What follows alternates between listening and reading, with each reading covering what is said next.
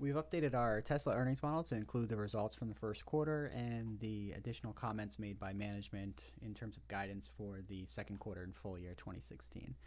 So there's a number of things that we have to talk about here, but the main item is this plan that the company has to accelerate their ramp of the Model 3.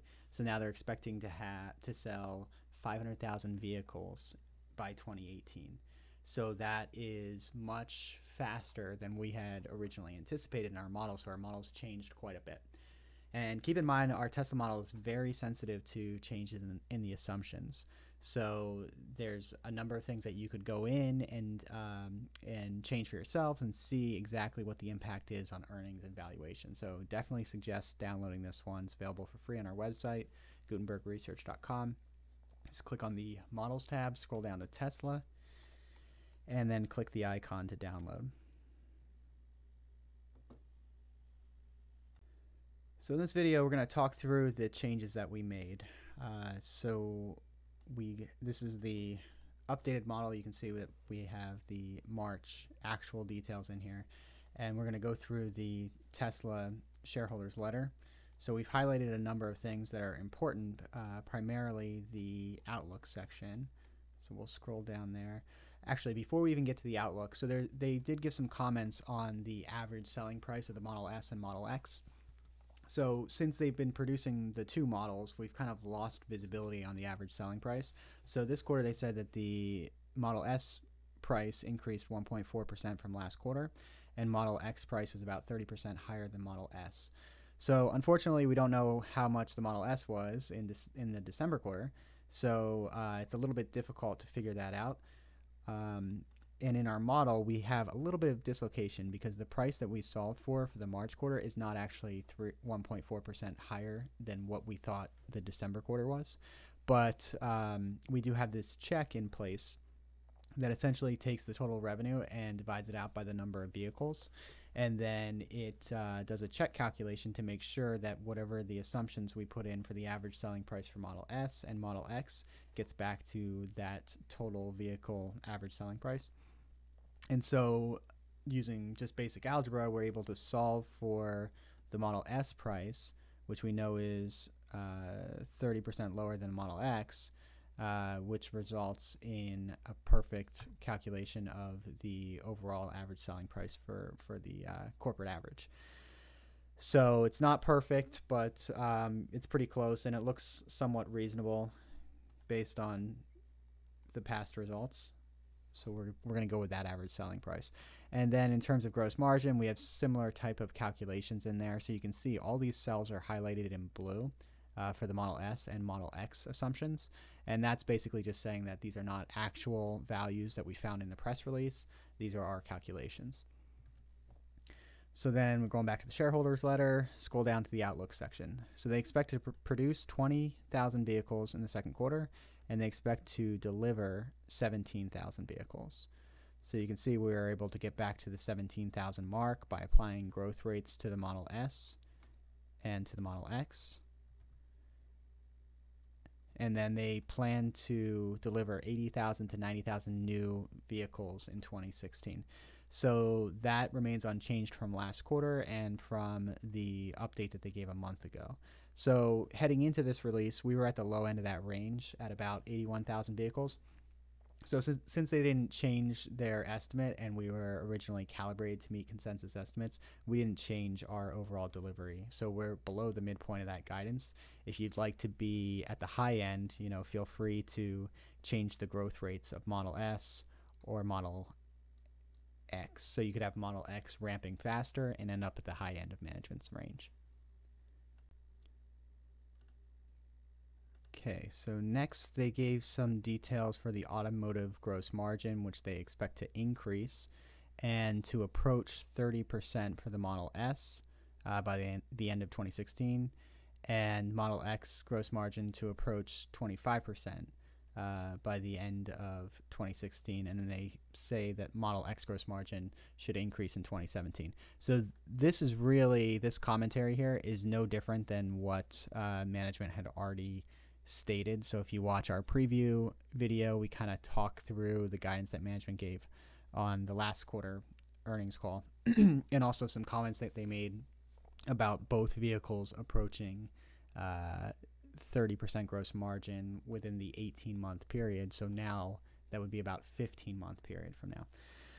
But the only thing is the gross margin for the March quarter was a little bit lower than our expectations. So we just kind of had that ramp coming late in 2016, a little bit later than what we had prior to tonight's release. And we also brought down our December 2016 gross margin, average gross margin for the quarter. So as we discussed again in the preview call, even though those they'd be approaching, say, 25% gross margin at the end of 2016 for Model X, the average for the full quarter won't necessarily be 25%. It'll be a little bit lower. But you see we have it reaching 25% in 2017, and we have Model S reaching 30% in 2017, and both cars exiting 2017 at 30% gross margin. Okay, then the next item that they give is the non-GAAP operating expenses in 2Q, which they say should increase slightly from Q1. And then they say the total 2016 non-GAAP operating expenses should increase between 20 and 25%. So we put these little checks at the top of our page here. So in the second quarter, we have total non-GAAP operating expenses increasing 1.2%. So we would say that's about slightly.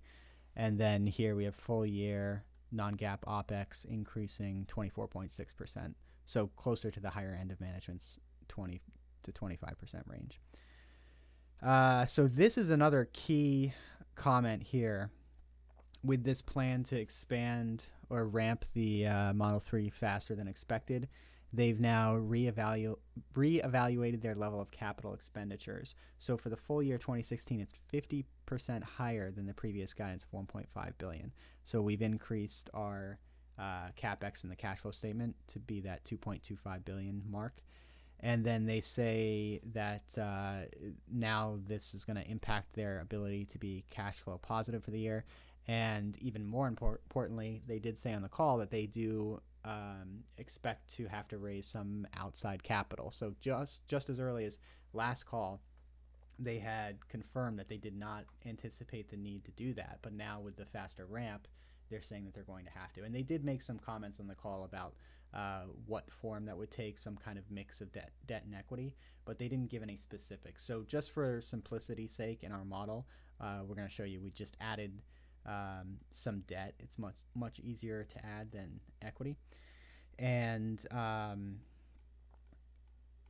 once we get a little bit of visibility on how exactly or what kind of form that would take, we'll change that. So if we look in the past, they have issued some convertible debt in the past here.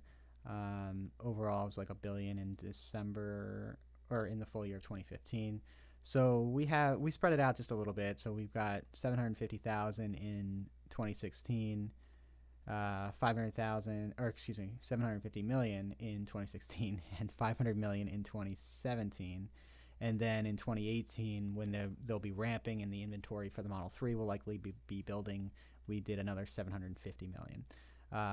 Once we have some sort of visibility on how that external capital will look, we'll make some changes to the model there. And that's pretty much all of the guidance that they gave. So the other thing is, obviously, we've got to show you here that we ramped the Model 3 much faster than we had originally anticipated. So that is in this section here. So you can see this is like where the ramp really takes place at the end of 2018. And then we reached that mark of 500,000 vehicles by 2018. So when we do that, we had to make some adjustments to our balance sheet, with the additional cash inflow, and our DCF valuation increased due to that ramp to $248 per share from $235. And if we just take a look based on the new guidance for 2016. Our full year 2016 EPS estimate prior to this release was $1.10, and now based on the assumptions that we have here, it's $1.26. be sure to check back after the analysts have updated their models. We'll recalibrate this model to meet that new consensus estimate. And if you're interested in financial modeling, please subscribe to our YouTube channel. And thanks for watching, and good luck with the rest of earnings season.